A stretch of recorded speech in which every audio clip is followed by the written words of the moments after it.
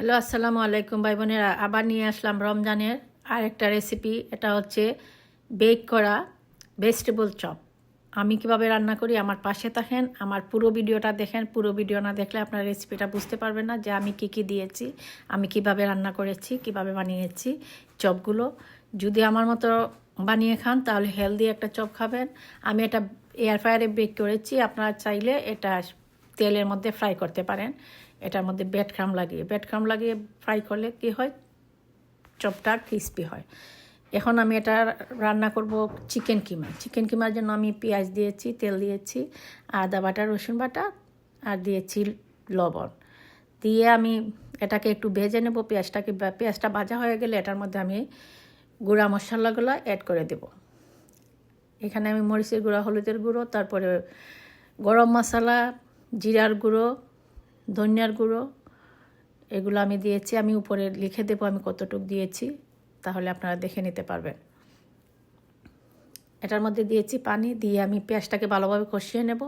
কষানো হয়ে গেলে আমি কিমাটা ছেড়ে দেবো। এখানে আমি 1.5 পিস চিকেন ব্রেস্ট করেছি, 2 পিস না 1.5 পিস দিয়েছি। আমি নিজে ঘরে বানিয়েছি চিকেন কিমাটা আমি ভালোভাবে কুক করে নেব। এই দেখেন, এভাবে ভেঙে নেবেন। চিকেন কিমাগুলো কিন্তু মানে দলা হয়ে থাকে, এগুলোকে জুড়জুড়া করে নেবেন আর ভালোভাবে ভেজে নেবেন, তাহলে দেখবেন অনেক মজাদার একটা চপ হবে। এই দেখেন আমার কিমাটা কী সুন্দর ভাজা হয়েছে, মাশাআল্লাহ। এখন আমি এই কিমাটার সাথে কি অ্যাড করি আপনারা পাশে থাকেন। কিমাটার মধ্যে আমি দিয়েছি ধনিয়া পাতা, কাঁচামরিচ, আর দেব সিদ্ধ আলু, আর দেব মাশমেলোটা আমি দেখাই না আপনাদেরকে। মাশমেলোটা আমি ছোটো ছোটো পিস করে কেটে একটু তেল দিয়ে আমি ভেজে নিয়েছি। এখন আমি এটার মধ্যে অ্যাড করে দেবো। এই দেখেন মাশমেলো। আপনারা চাইলে এটার মধ্যে ক্যারটও মিক্স করতে পারেন, ক্যাবেজ মিক্স করতে পারেন। দিয়েছি আলুর পরিমাণ মতো লবণ, দিয়ে এটাকে আমি ভালোভাবে মাখিয়ে তারপরে চপগুলো বানিয়ে নেব। এই চপটা খেতে কিন্তু অসাধারণ, মানে মুখে লেগে থাকার মতো।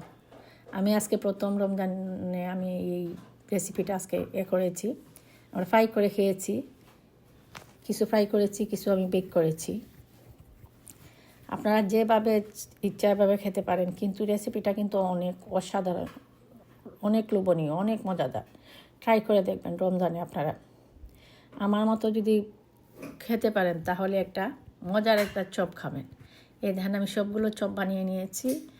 এখন আমি এয়ার ফ্রায়ারে বেক করব। আমি কিভাবে বেক করি আমি আপনাদের সাথে শেয়ার করব। আমি প্রথম ডিমে চুবাবো, তারপরে ময়দা আর এটা কর্নস্টার্চ দিয়ে আমি ময়দাটা মিক্স করেছি।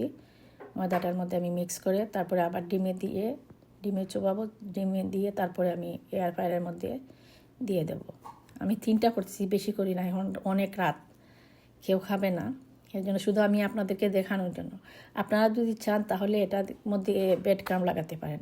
এই যে আমি ডিম থেকে দিয়ে দিয়েছি এয়ার ফ্রায়ারে, আপনারা ব্রেড ক্রাম্বে চুবাইয়া মানে মিক্স করে তারপরে দিতে পারেন। এটার মধ্যে আমি অল্প তেল দিয়েছি, দিয়ে আমি 450 ডিগ্রিজ এয়ার ফ্রায়ারে 15 মিনিট আমি কুক করেছি। এই দেখেন উপর বাজু মানে লাল হয়ে গেছে। এখন আমি আইপসাইড ডাউন করে দিতেছি। উপরের বাজুটা নিচের দিকে দিতেছি, দিয়ে আমি আরও 15 মিনিট এটা কুক করে নেব। তারপরে হয়ে যাবে আমার এয়ার ফ্রায়ার ভেজিটেবল চপ। এই দেখেন হয়ে গেছে, দেখতে কি লোভনীয় না, অনেক লোভনীয়।